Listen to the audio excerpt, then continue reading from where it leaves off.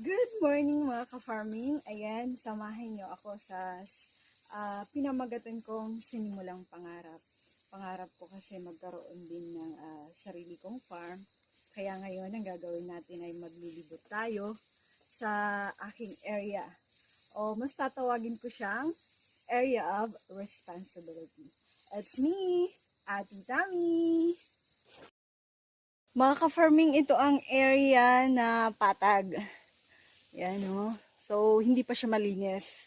Kasi nga, sinimulang pangarap. So, sisimulan pa lang natin itong lilinisin at palalaguin. At ngayon naman, dadalhin ko kayo sa part na kung saan yung part na slope, parte ng hilaga.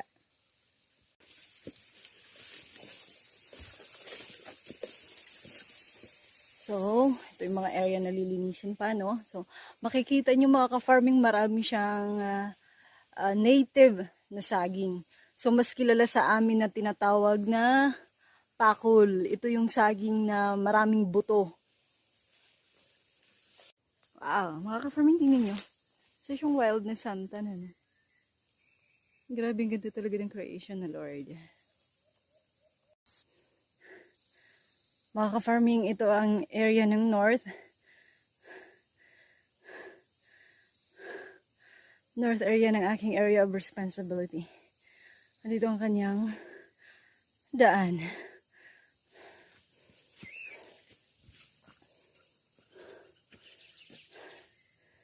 Sa wakas, nandito tayo mga ka-farming sa taas.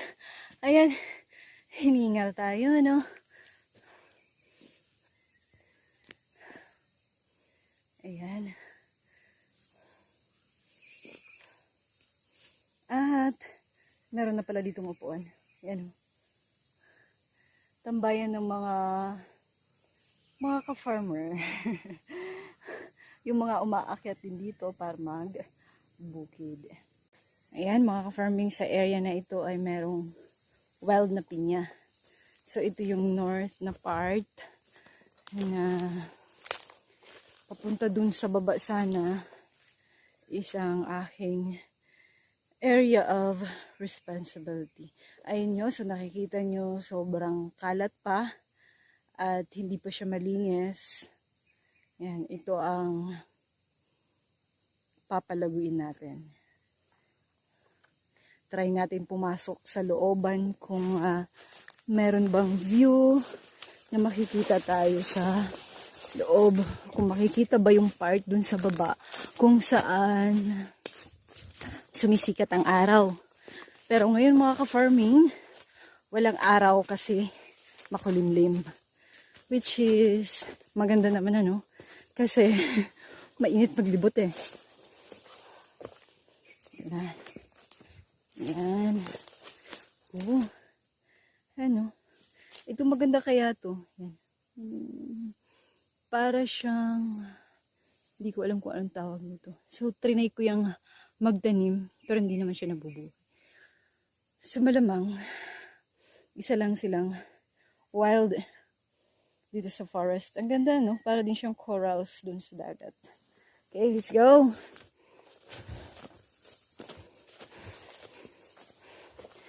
Ayan, mga ka-farming. So, ito yung top. Ito yung hilaga ng part ng aking area of responsibility.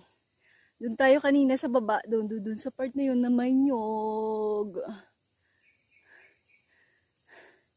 Pagtsagaan nyo muna mga ka-farming yung aking camera. Saglit.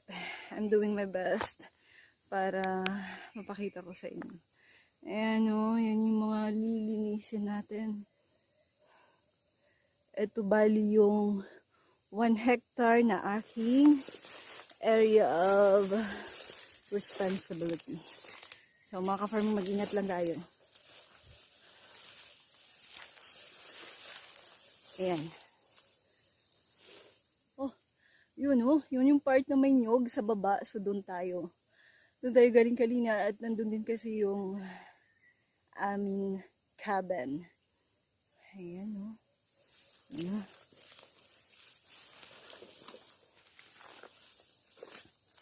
Ayan, no. Sobra, no.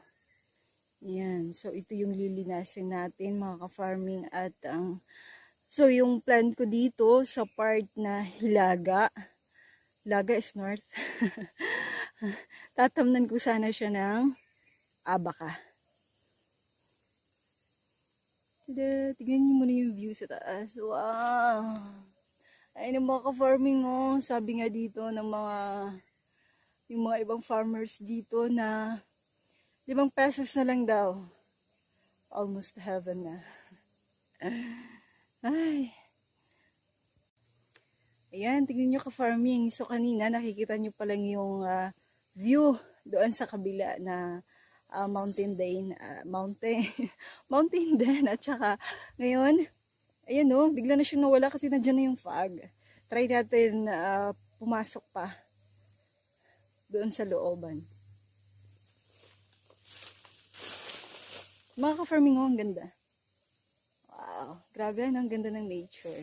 Galing talaga ng Lord. Oh my God. Baka mahulog ako.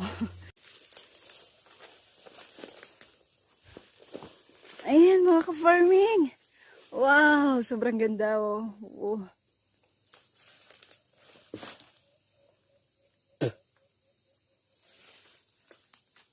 Wow. Ayan, tingnan nyo mga ka-farming. Kung may nakikita kayo na part na parang may, sige nga, pa-zoom yun. Ayun. Yun ang aming cabin in the woods. Ayan. Okay, balik natin.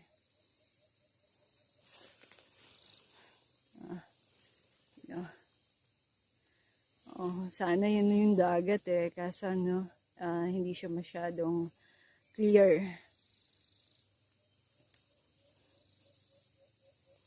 Yan. So mga ka-farming, ito ang sasamahan nyo ako sa aking farming journey na ito para malinis natin ang aking area of responsibility. So mga ka-farming, ang aking natutunan sa pagpapalago ng isang farm ay hindi siya 1 year lang. Hindi rin siya 2 years lang. Kasi nga, ang farmer ay hindi para sa mga faint-hearted. Kundi, ang farming ay para sa mga taong determinado at kailangan buo na ang iyong desisyon. So, ngayon naman mga ka-farming, samahan nyo naman ako sa part ng West Kanluran. Kasi dun yung part na sinimulan kong linisan. So mga ka-farming, ayan, how I wish madali lang pababa, no? Pero yun nga, walang madali, di ba? Walang madali sa buhay. Lahat kailangan pagsumikapan, lahat kailangan paghirapan. Ayan. Let's go. Punta naman tayo dun sa part na nilinis ko, sinimulan ko ng linisan. Aray ko po. Eto mga ka-farming, dito tayo kanina pumasok. Yan, tingnan nyo naman. Aray ko. Dito tayo, dito. Dito. At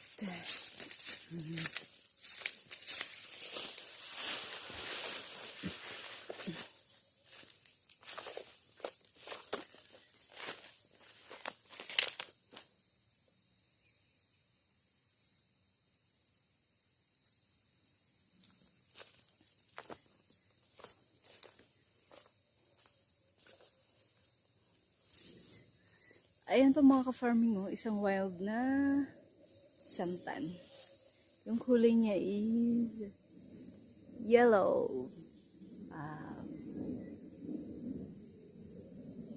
Ayan mga ka-farming, ingat tayo sa pagbaba, no? Kasi, ito yung daan. Pababa. At slippery.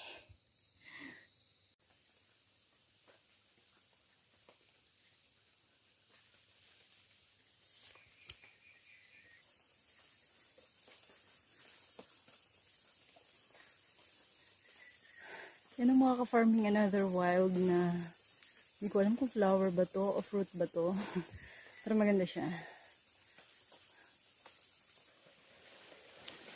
Ayan.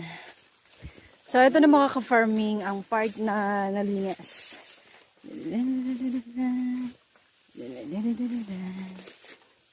Tcharam! Oo. Adto pa ay, wala limit. Pagpakukakos na eh. Kay, ihalat. Pagpakalugar. Agay. Ado, uy. Ado lang.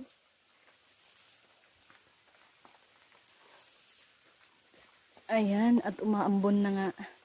O, ang aking nainay ay sumama sa akin ngayon. Ang damon ko ano. Ayan, nandito na tayo mga ka-farming sa part na nalinis na. Ayan. Ito ang bakayo nila pili na buti. Opo.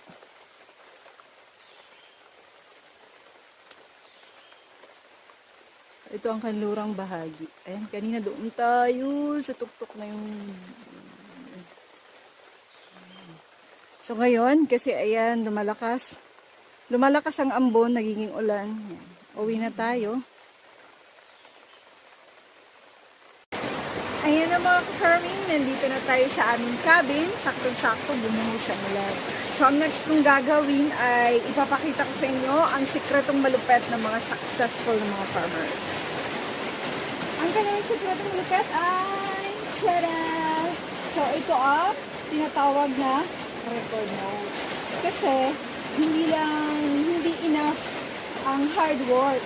Kailangan mo rin maging smart. Ayan. So mga ka-farming, ito meron akong dalawang notebook na ang isa ay yan ang nakasulat record notes and plans sa bukid. Ayan At ito naman yung isa dito nakasulat ang mga ayan.